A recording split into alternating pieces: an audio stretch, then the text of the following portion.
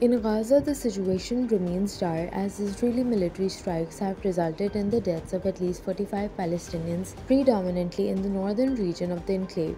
Health officials report that 20 individuals lost their lives in Jabalia, the largest of Gaza's historic refugee camps, during an airstrike on residential homes. In a separate incident, an airstrike on a school sheltering displaced families in Shati camp killed 9 people and left 20 others wounded, many in critical condition. The Israeli military claims these operations are aimed at rooting out Hamas fighters who they allege have regrouped in these areas amidst a prolonged offensive that has continued for over 3 weeks.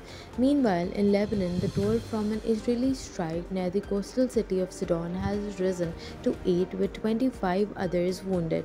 This attack targeted a densely populated suburb that has recently seen an influx of displaced families fleeing conflict zones further south. This marked the first strike in the region since hostilities between Israel and Hezbollah intensified last month. The Lebanese Health Ministry confirmed that a child was among those killed, highlighting the tragic impact of ongoing violence in the area.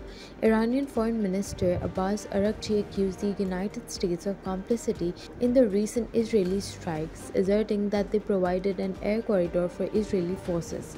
He emphasized that this involvement signifies a serious escalation, provoking strong condemnation of what he described as aggressive actions by Israel. In another incident, Israeli emergency services reported at least 50 injuries in a suspected attack when a truck or bus rammed into people waiting at a bus stop, with emergency crews responding urgently to the scene.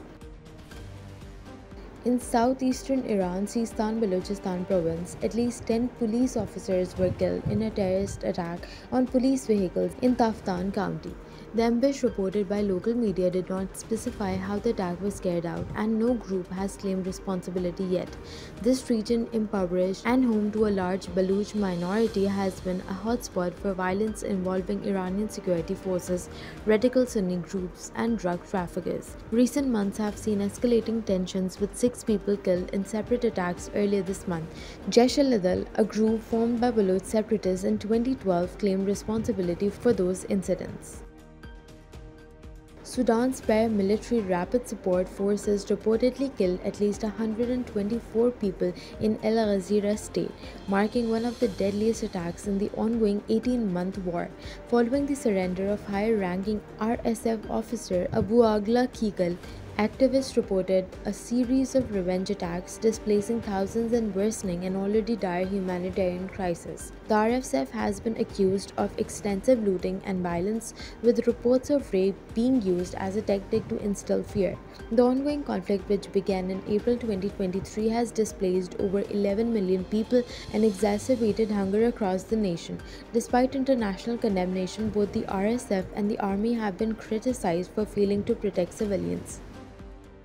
President Asif Ali Zardari and Prime Minister Shehbaz Sharif have reaffirmed their commitment to support the Kashmiri people in their quest for self-determination. On Kashmir Black Day, which marks the anniversary of Indian troops' occupation of Jammu and Kashmir, both leaders called on the international community to hold India accountable for its human rights violations. Zardari emphasized the enduring suffering faced by Kashmiris, while Sharif highlighted the need for India to adhere to UN Security Council resolutions. Finance Minister Mohammad Aurangzeb is optimistic about the future of China-Pakistan economic corridor as it transitions from a government-to-government investment model to a business-to-business engagement.